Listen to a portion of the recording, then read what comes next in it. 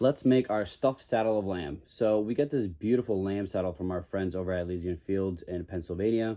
And we're just gonna start by breaking it down and removing this fat piece right here and then following the same thing on the other side. You make sure to keep all this fat. You can definitely use it later on and then move on to the sinew that's right here up along the spine. And then we're gonna do the pencil fillets. These can really come off with your fingers, but just to make sure that you're getting every bit of meat that you can off of it, we'll just use our knife. Then the hardest part is going to be removing the spine portion right here. So very delicately go right underneath the bones and then follow that all the way through until we can finally get it off. And then of course, save that for roasting. So then we'll move on to this bit of fatty piece right here. Do not cut all the way through to the skin. You just really want to remove this and create that little cavity, which we'll use later on. And then we're going to peel back this belly portion and cut it off right here, just to be able to use this belly part later on as a part of our farce. So we'll trim off any little bit of fat that we have here and then set it to the side. Now we're gonna just cut this right down to the middle. You can leave this whole if you wanted to, but I think I'm just gonna, use half of it for this occasion. So I'm gonna remove this top fat cap, and I think this really helps the belly attach to the actual loin. So this is kind of a crucial step. You don't have to do it, but it definitely helps a lot. And then I'm gonna pound it out just so that I have one flat surface.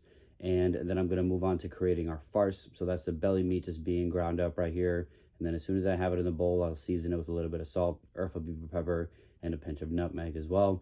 And then I'll set this aside and move on to our collard greens. So just taking out that main stem, blanching for 30 seconds directly into an ice bath, and then squeeze out as much water as you can.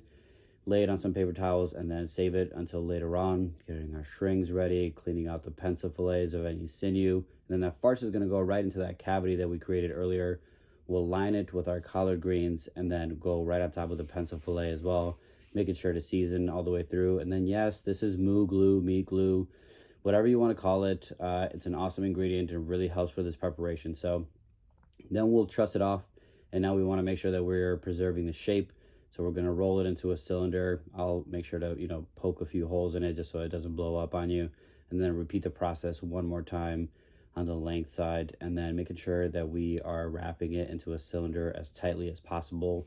You don't want to go too crazy on this part just because it'll explode on you if it ends up being too tight. So we'll vac it, and then we're going to put this in the water for an hour and a half at 58 degrees. You can go a little bit longer if you want to have it more medium, but I prefer it this way. So roasting it there to get a nice crispy spin, and then we're going to go straight into plating it, and we're pairing it with some mustards and some pickled and preserved